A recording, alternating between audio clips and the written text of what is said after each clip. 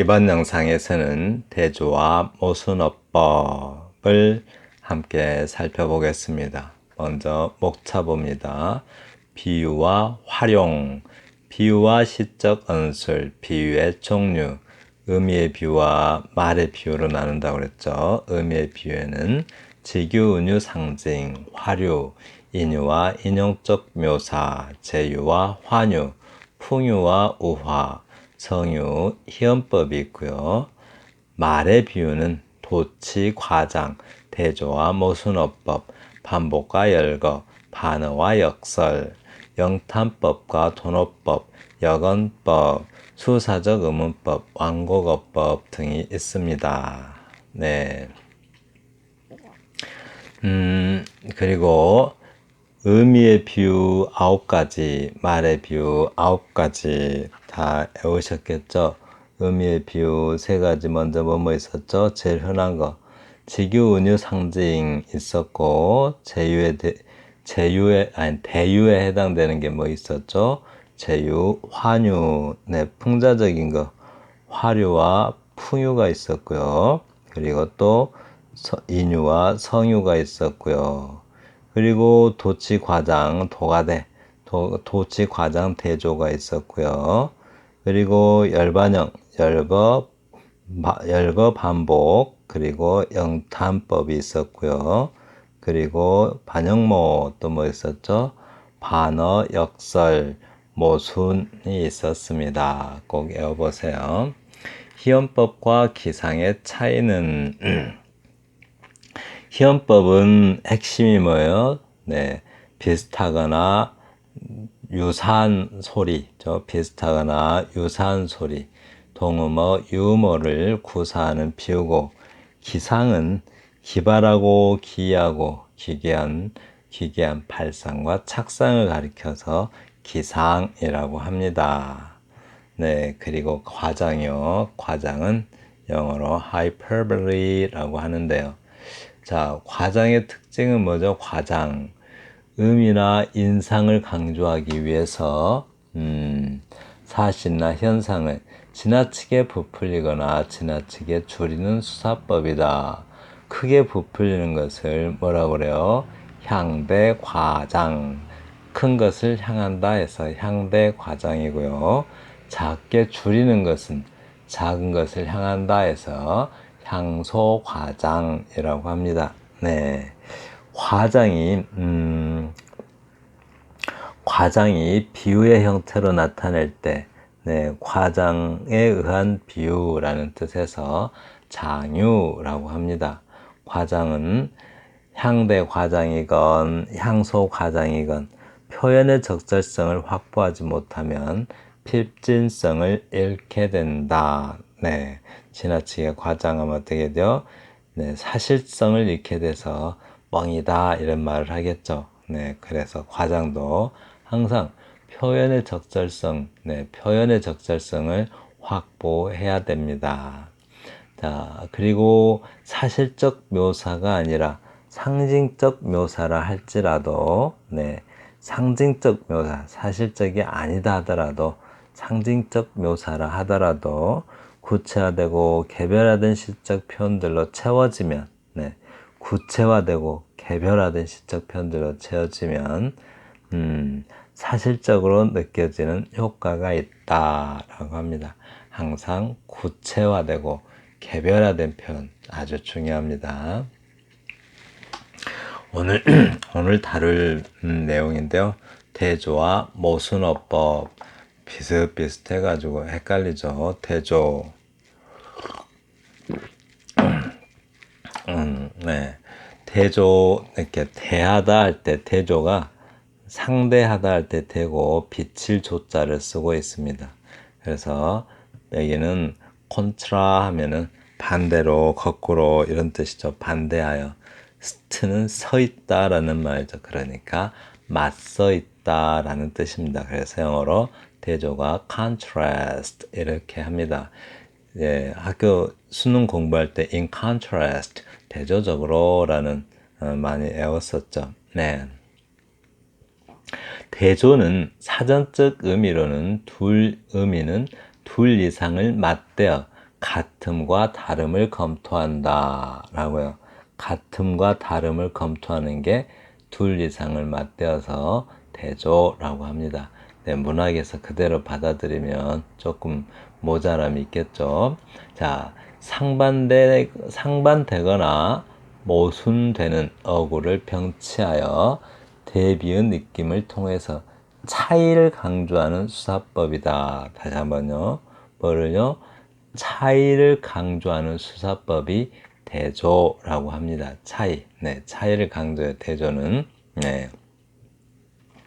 그래서 대조는 인생은 짧고 예술은 길다. 이 대조의 구조 좀 잘 알아두세요. 뭐는 뭐뭐 하고 뭐는 뭐뭐 하다. 이 구조 기억해 놓으셔야 돼요. 그래야 다른 것과 구별이 됩니다. 그런데 이렇게 인생은 짧고 예술은 길다. 예술은 길다라는 말을 강조하기 위해서 인생은 짧고, 즉 인생과 예술 두 가지를 맞대어서 그 차이를 찾아내는 것, 그것이 바로 대조다라고 합니다. 사월도 알맹이는 남고 껍데기는 가라. 이때 여기서는 사실 알맹이 남는 것을 강조한 게 아니라 껍데기 가라를 강조하죠. 네, 신동엽 시인의 시죠. 그래서 사월도 알맹이는 남고 껍데기는 가라. 껍데기와 알맹이의 차이를 강조하기 위해서 쓴 것입니다. 또 여자는 약하나 어머니는 강하다. 자, 뭐는 뭐뭐하나, 뭐는 뭐뭐하다. 이 구조 아주 중요해요. 대조는 이런 진술적 형태를 띈다. 다시 한번요. 대조는 이와 같은 진술적 형태를 띈다. 라는 점을 꼭 기억해 두세요. 네, 그래야 합니다. 그리고 또, 대꾸가 있어요. 대꾸가 있는데, 대조하고 대꾸하고 어떻게 다른지. 대조는 뭐였죠? 두 개를 맞대어서 차이를 강조한다고 그랬죠. 두 개를 맞대어서 같음과 다름을 알아보는 것, 즉 차이를 찾아내는 것, 그것이 대조예요. 대조. 그런데 대꾸는 비슷한이 중요하죠. 비슷한 어조나 어세, 한마디로 말투죠. 말투. 어조나 어세, 말의 강세나 말의 흐름, 그러니까 말투예요. 말투. 비슷한 말투, 즉 어조나 어세를 가진 어구를, 비슷한 말을 짝지어 표현의 효과를 높이는 방법, 수사법, 이것을 갖다가 대꾸다라고 해요. 이게 차이가 나는 걸 강조하는 게 아니고, 그 표현의 효과를 높이는 거예요. 이렇게 효과. 콩 심은데 콩 나고 팥 심은데 팥 난다. 비슷한 어조죠. 이렇게 콩 심은데 콩 나고 팥 심은데 팥 나다. 이렇게 비슷한 어조로 표현의 효과를 높이는 거예요. 이렇게. 거룩한 분노는 종교보다 깊고 불붙는 정열은 사랑보다 강하다. 저렇게 차이를 찾는 게 아니죠. 이렇게 비슷한 어조, 어세, 비슷한 말투죠. 이렇게 거룩한 분노는 종교보다 깊고 불붙는 정열은 사랑보다 강하다. 깊고 강함을 이렇게 비슷한 어조로 이렇게 그 표현의 효과를 높이는 것, 뭔가 더 효과적으로 그 표현이 좀 더 잘 다가오게끔 읽는 사람이 어떤 그 어세 때문에, 비슷한 어조와 어세 때문에 읽는 사람이 더 잘 읽어지게 만드는 것. 그게 바로 대꾸입니다. 이때 대하다, 상대하다 라는 뜻인데, 그리고 글귀 구자잖아요. 글귀 구. 그래서 대꾸라고 합니다. 여기도 마찬가지로 낱말은 새가 듣고 반말은 쥐가 듣는다. 자, 여기에 차이를 맞는 게 아니고 뭐예요? 비슷한 어조로 낱말은 새가 듣고 반말은 쥐가 듣는다. 비슷한 어조, 어세 또는 비슷한 말투로 표현의 효과를 높이는 것, 뭔가 인상적인 표현을 만드는 것, 그것이 바로 그 표현이 뭔가 인상적이고 자연스럽게 만들어주는 그런 효과를 높이는 것이 바로 대꾸다라고 합니다. 네, 대비는 대조하여 비교함이라는 뜻인데 서로 맞대어서 비교하는 것을 그냥 대비라고 합니다. 네. 자, 그러면 대조화 했는데요. 자, 봄편지 시 한번 보겠습니다. 봄편지 정호승 시인의 시입니다. 나라에 큰 슬픔이 있었고 나에게 눈물이 있었다. 자, 이건 뭔가요? 이렇게 뭔가 차이를 보이나요? 차이는 없죠. 이렇게 어떤 차이를 찾는 게 아니라 나라에 큰 슬픔이 있었고 큰 슬픔 그리고 나에게 눈물이 있었다. 비슷한 느낌의 말을 하고 있죠. 이런 걸 뭐라고 그래요? 대꾸라고 합니다. 상반되거나 모순되는 단어나 어구를 쓰는 게 아니라 비슷한 말투를 바탕으로 해서 이루어지는 것이 바로 대꾸입니다. 상반되거나 모순되는 말 쓰면은 대조가 되겠죠. 또 봐요. 꽃은 피고 해는 지고. 네, 이게 피고 꽃은 피고 해는 지고 이랬잖아요. 이렇게 피고 지고. 이거는 바로 대조죠. 이렇게 차이가 나잖아요. 꽃은 피고 해는 지고 이렇게. 네, 이렇게 좀 뭔가가 상반되는 단어로 그 차이를 대조하는 것, 이것을 대조라고 합니다. 네.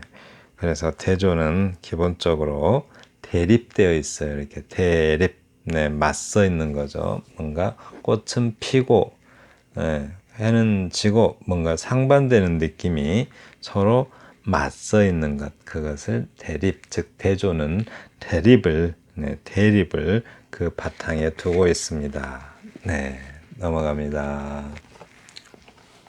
좀 읽어볼까요? 꽃샘 바람 부는 침무구 강가에서 사람들은 거미줄에 매달려 살기 시작했다. 날마다 십자가에는 낯 모르는 사내들이 매달려 내려왔다. 라고 합니다. 네, 넘어가겠습니다. 시 하나 볼게요. 춘향유문이라고 했네요. 유문, 남길 유자입니다. 남기는 말, 이거죠. 춘향유문.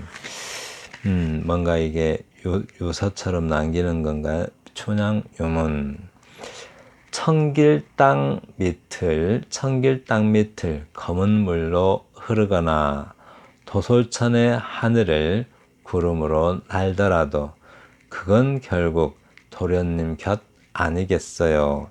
A 하거나 B 하거나 라고 하죠. 이렇게 A 하거나 B 하거나 청길 땅 이렇게 뭔가 도솔천의 하늘 이런 것도 이렇게 땅과 하늘 뭔가 이제 대립되는 단어가 이렇게 있어요. 이렇게 그죠?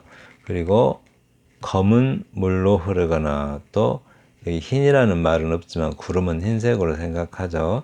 흰 구름으로 날더라도 그건 결국 도련님 곁 아니겠어요 라고 합니다.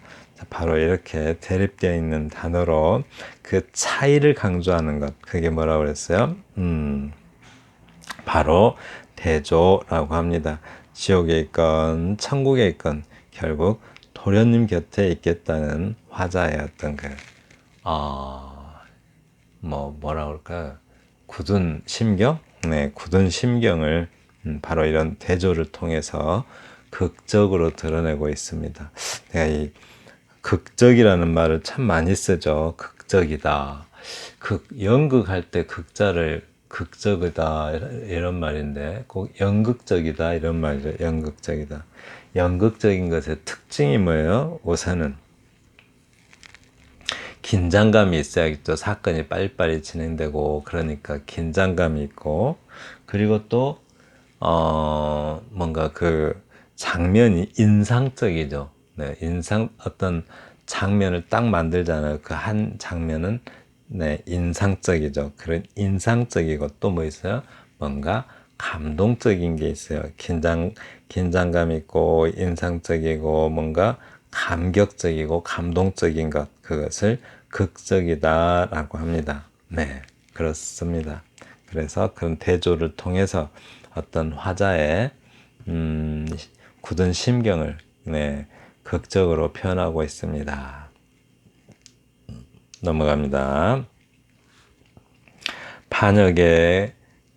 반역의 시, 홍영철 시인의 시입니다. 저기 이 시를 하기 전에 저는 개인적으로 이걸 대단히 감동적인 시입니다.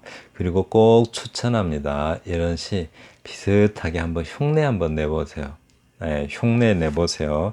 일단 그냥 보면은 뭔 시가 이 그저 뭐 꽃이 핀다, 꽃이 피지 않는다, 꽃이 진다, 꽃이 지지 않는다, 꽃 한 잎이 피어난다, 꽃 한 잎이 피어나지 않는다, 꽃이 한 잎, 두 잎 떨어진다, 꽃이 한 잎, 두 잎 떨어지지 않는다, 피어나라 피어나라 해도 꽃이 피어나지 않는 것은 떨어져라 떨어져라 해도 떨어지지 않는 것은 반역이다. 아, 이 시가 저는 대단히 참 좋아요. 이렇게. 이게, 그,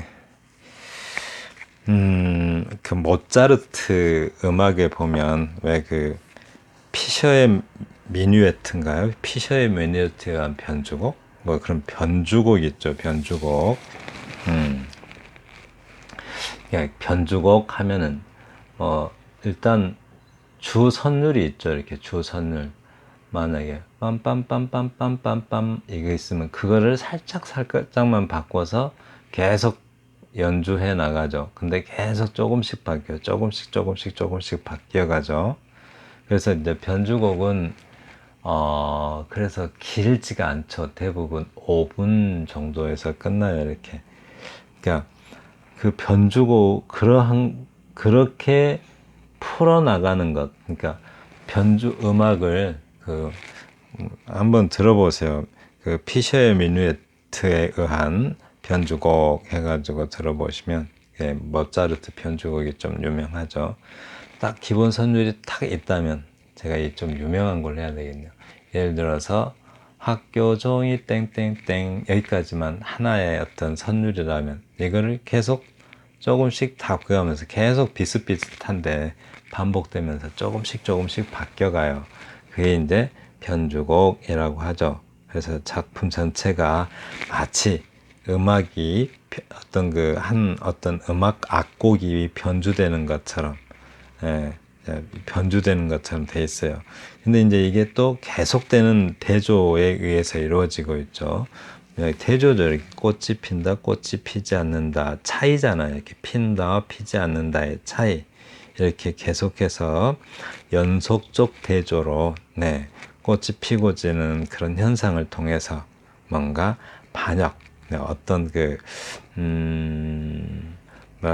반역이라는 것, 그러니까 생명, 진리, 순리에 대한 반역, 네, 그 순리라고 할까요?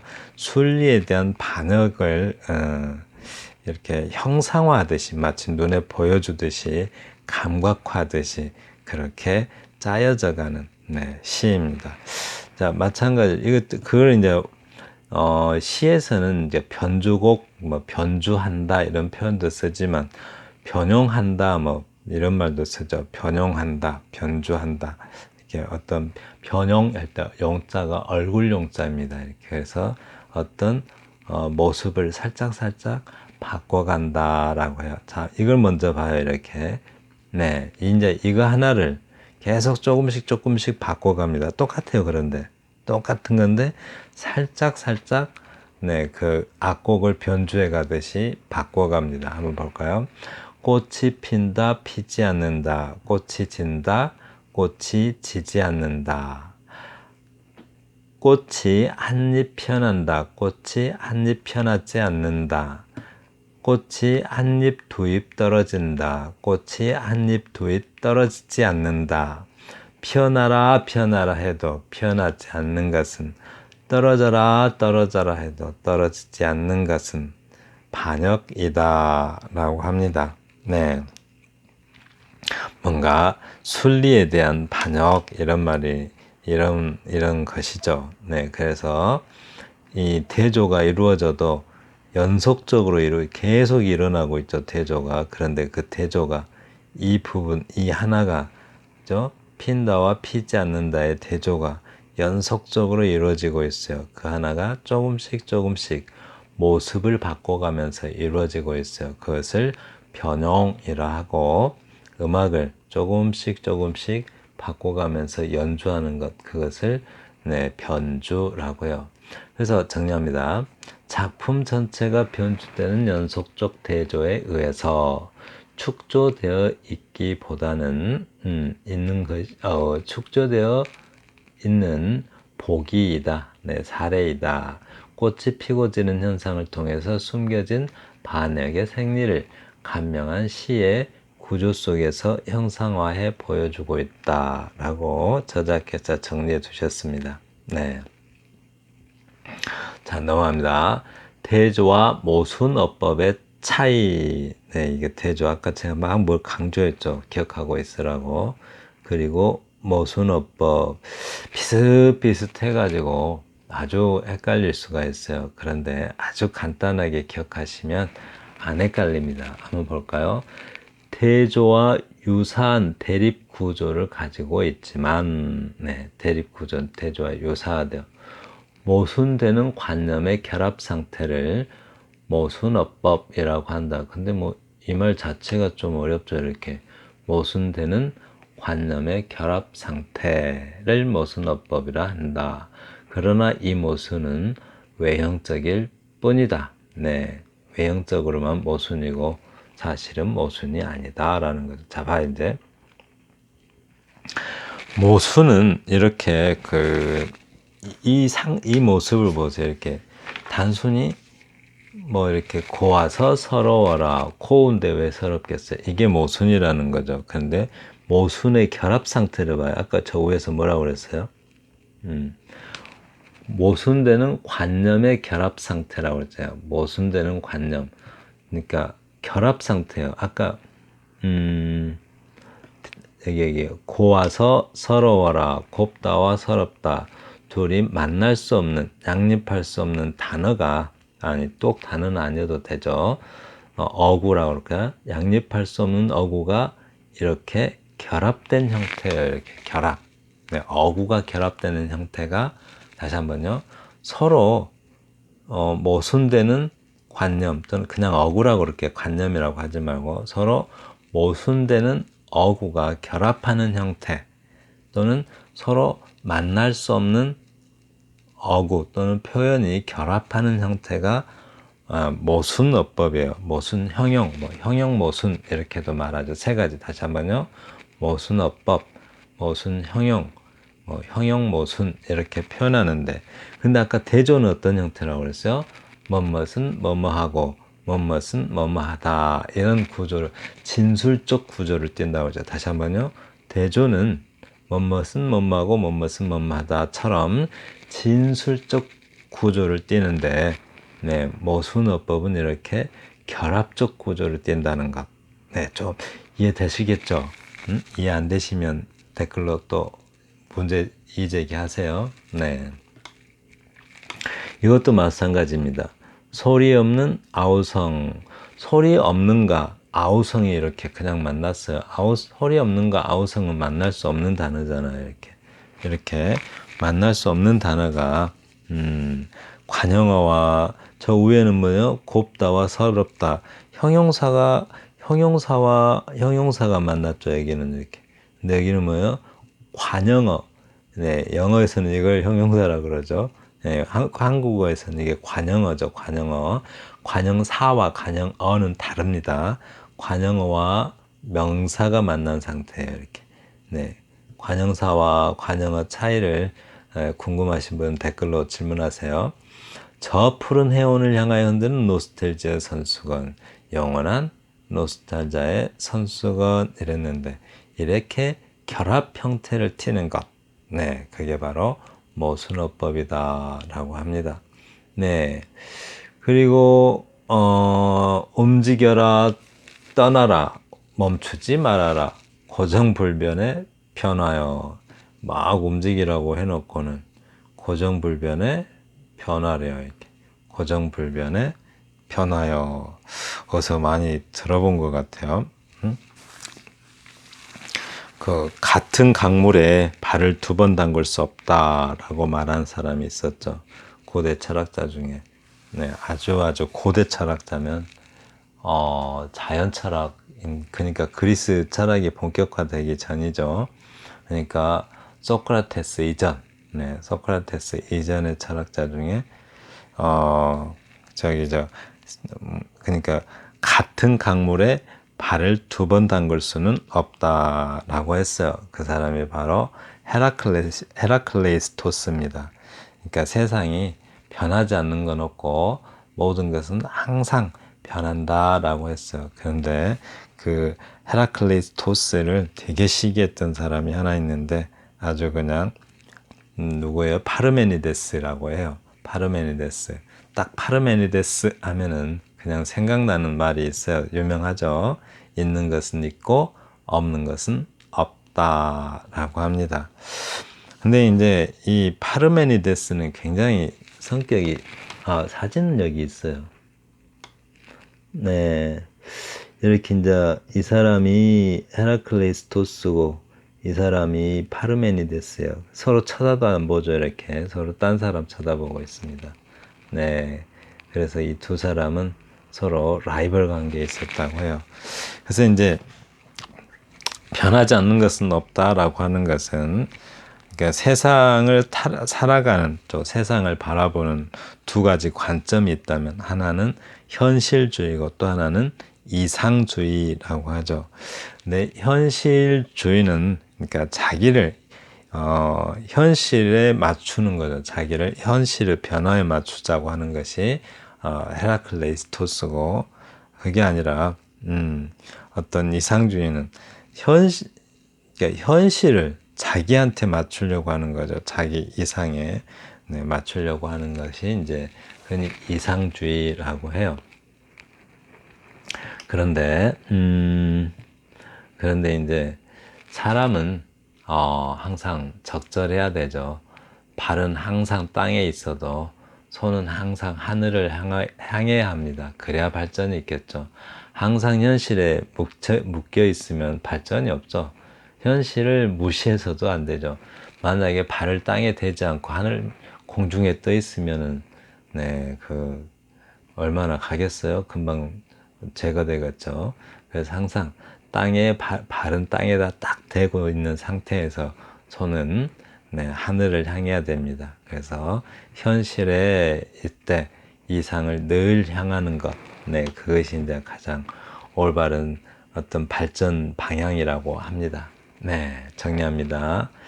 외견상 모순돼 보이지만 그 속에 진실이 숨어있는 어구의 결합이 모순어법이다. 그러니까 아무튼 서로 양립할 수 없을 것 같은 단어들이 이렇게 결합된 형태, 이것을 모순어법이라고 해요. 근데 만약 이게 이렇게 진술 형태를 띠면 뭐라고요? 그게 대조가 된다고요. 대조와 모순어법의 활용에 대해서 알아보겠습니다. 자, 그러니까 아래 A, B, C, D, E까지 있는데요. 5변의 식구에 나타나는 수사법과 감상평을 쓰셔. 이 문제 출제를 참 애매해가지고 억지로 꾸몄습니다. 제가 이렇게. 그러니까 수사법까지는 괜찮은데 이 감상평이라고 또 쓸말이 없어가지고 한참 고민하다 이렇게 써놨어요. 아무튼 어떤 문제점이 있고 어떤 좋은 점이 있는지, 자, 수사법을 먼저 말하고 문제점과 좋은 점에 대해서 한번 보기 위함입니다. 자, 시 보겠습니다. 젊은 것은 늙게 마련이고 고운 것은 추해질 때가 있는 법이라고 합니다. 젊은 것은 늙게 마련이고, 잠깐만요. 젊은 것은 늙게 마련이고, 고운 것은 추해질 때가 있는 법이다. 라고 합니다. 이렇게. 젊은 것은 늙게 마련이고, 젊은 것은 늙게 마련이고, 고운 것은 추해질 때가 있는 법이다. 이게 대조일까요? 대조가 아닐까요? 대조는 상반되는 어구가 차이를 이렇게 강조하는 거죠. 근데 여기서는 어떤 그 차이를 발견하는 게 아니라 같은 어조, 같은 어세, 그러니까 말투를 가지고 그 표현의 효과를 높이고 있죠. 젊은 것은 늙게 마련이고, 고운 것은 추해질 때가 있는 법. 유사한 어투죠. 이렇게 젊은 것, 그죠? 고운 것, 또 늙게 마련, 늙은 것, 추해지는 것. 네, 유사한 형태를 띠고 있어요. 유사한 말투.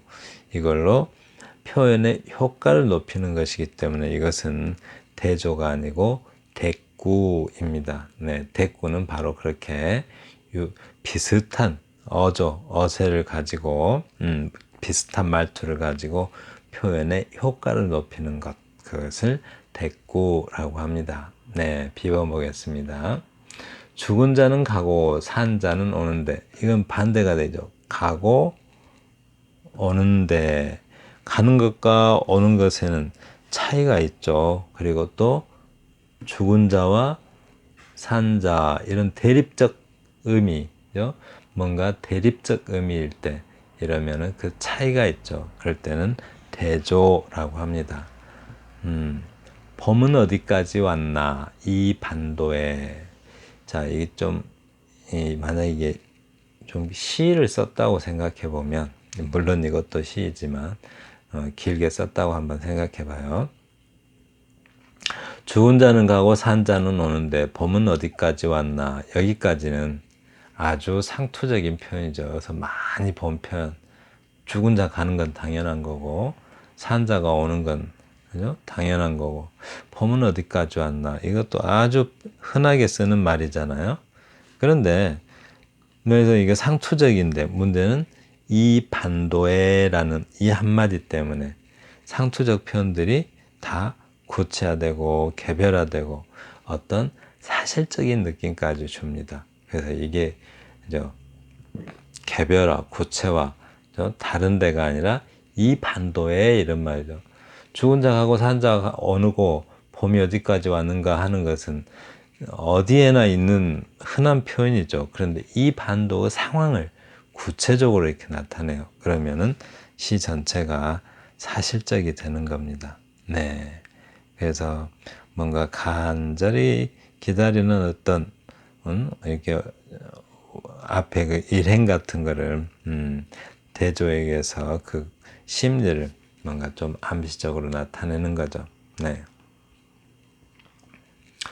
자, 10번 보겠습니다. 입에 착착 감기는 맛이야. 기가 막히다마는 내 얼마나 세차게 던져지고 매운 눈물 떨궜길래 이다지도 작신작신 안겨드느냐.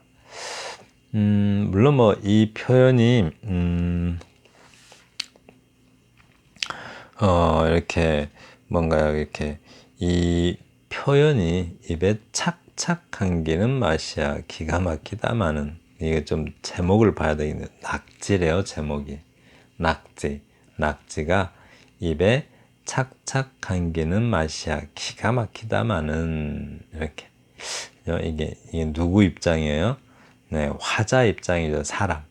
내 얼마나 세차게 던져지고 매운 눈물 떨궜길래 이자지도 작신작신 안겨드느냐라고 합니다. 자, 이거는 또 낙지의 그 고통이죠. 낙지. 이거는 뭐예요? 인간의 만족감, 즉 사람이 그 어떤 그 먹는 맛, 그죠? 어떤 쾌감, 이런 것을 나타내고 있죠. 그런데 이거는 낙지의 고통이죠. 고통. 그러니까 쾌감과 고통이 대립되고 있어요. 이렇게. 네, 그래서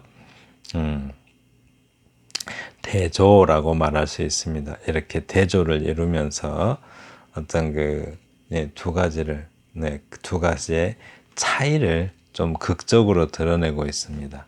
네, 이 표현 봐봐요. 이렇게 착착 감기는 맛이야. 이렇게.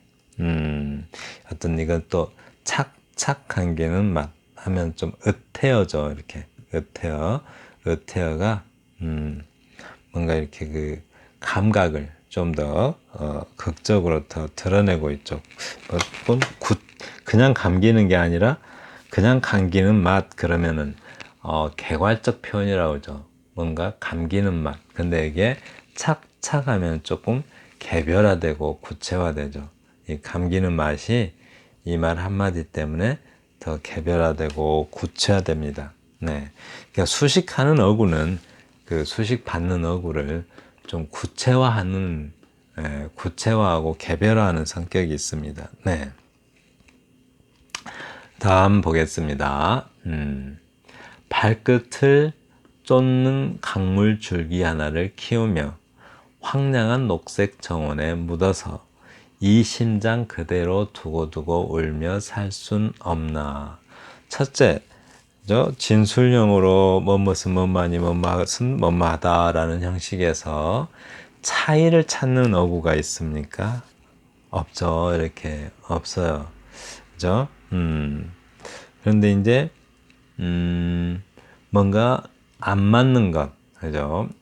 모순되는 것, 둘이 나란히 결합할 수 없는 단어가 결합한 형태, 그게 어디 있을까요? 이렇게 황량한 녹색, 녹색은 황량하지가 않죠. 생명으로 가득 차 있잖아요. 그런데 이렇게 황량한 녹색이라고요. 사막이 황량한 거고 녹색은 생명이 가득한 거죠. 그래서 이렇게 둘이 만날 수 없는 어떤 어구가 이렇게 결합한 형태, 시각적으로 이렇게 결합한 형태를 뭐라 그래요? 모순어법 또는 모순 형용 모순이라고 합니다. 네, 그래서 이 심장 그대로 두고 울며 살 수 없나. 이 운다는 표현 대단히 조심해서 쓰셔야 됩니다. 일단 개념도 애매모호하고 운다 그러면 일단 독자가 아이고 감상에 빠졌다 이런 오해를 받기가 쉽습니다. 이런 어떤 감상적 표현 하나가 시 전체를 그죠? 이렇게 좀 발끝을 쫓는 강물 줄기 하나를 키우며 황량한 녹색 정원에 묻어서 이 심장 그대로 두고두고 살 수 없나 이렇게 표현을 가는데 이 한마디 때문에 그냥 시 전체가 어떤 감상적 차원에 머물게 되는 효과가 있습니다. 그래서 이렇게 뭔가 감상이 뭐죠? 느끼고 쉽게 마음이 다치는 것, 아파하는 것, 네, 뭔가 쉽게 감정에 치우쳐서 쉽게 감정이 다치는 것, 그것을 감상적이라고 합니다. 그런데 빠지게 되는 이유는 주관적, 바로 주관적 지각을 하기 때문이고 주관적 인식의 차원에 머물기 때문입니다. 바로 그 주관성을 배제했을 때 공감할 수 있는 표현이 나오겠죠. 네. 자, 마지막 시 하나 봅니다. 산지기가 제목이에요. 은하가 치렁치렁한 산방의 등 뒤에서 그 찬란한 젖가슴에 정막의 등불로 밝히며 실하게 쓰러지는 산. 뭔지 딱 봐도 그냥 뭔가 좀 내공이 느껴지는 표현이네요. 그죠? 좀 내공이 느껴져요. 일단 여기서 뭐 차이를 찾고자 하는 어떤 표현이 있나요? 그런 거 없죠. 예, 뭔가 차이는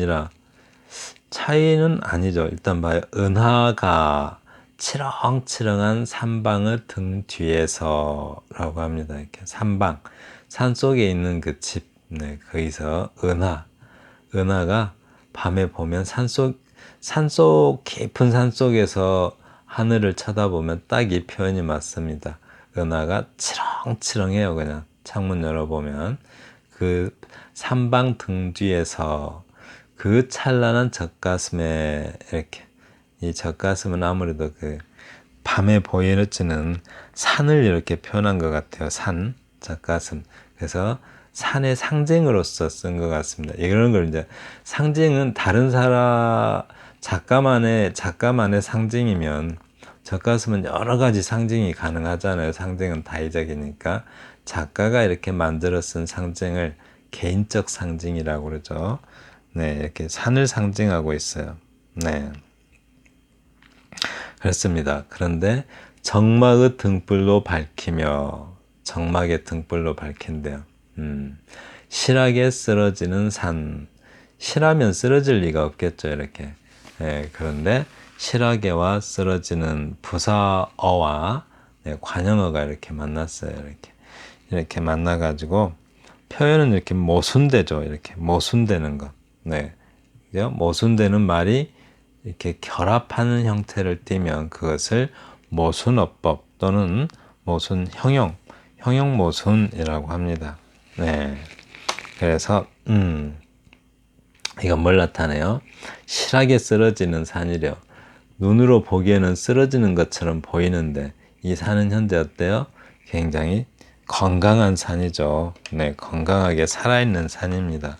바로 그 시각적으로는 쓰러지는 것처럼 보이는 산인데 진짜 허약한 산이 아니고 아주 실한, 네, 그러니까 건강한 산이에요. 그래서 그걸 이렇게 강조하고 있습니다. 모순어법을 통해서. 쓰러지는 산 이래 버리면 이 산이 건강함을 나타낼 수가 없잖아요. 그래서 이렇게 모순어법을 통해서 네, 바로 그 효과를 나타내고 있습니다. 네. 다음 영상에서는 반복과 열거 아주 중요합니다. 네. 네, 지금까지 대조와 모순어법에 대해서 알아봤습니다. 감사합니다.